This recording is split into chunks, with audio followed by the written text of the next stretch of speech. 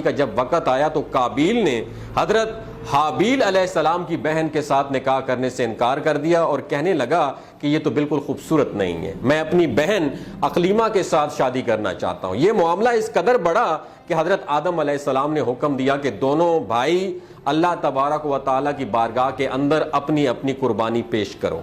जिसकी कुर्बानी अल्लाह की बारगाह में कबूल हुई वही शख्स अकलीमा के साथ शादी करेगा। हाबील अलैहिस्सलाम ने अल्लाह रब्बुल इज़्ज़त की बारगाह के अंदर एक खूबसूरत बकरी का बच्चा पेश किया, जबकि काबिल ने घियों का गट्ठा उठाकर अल्लाह रब्बुल इज़्ज़त की बारगाह में पेश किया। अल्लाह तबारक व तआला की बारगाह के अंदर जब ये दोनों कुर्बानियां पेश की गईं तो उस जमाने के रिवाज के मुताबिक आसमान से आग उतरी और उसने हजरत हाबील अलैहिस्सलाम की कुर्बानी को निगल लिया। यानी ये साबित हो गया कि हजरत हाबील अलैहिस्सलाम की कुर्बानी अल्लाह के हजूर कबूल हो गई है।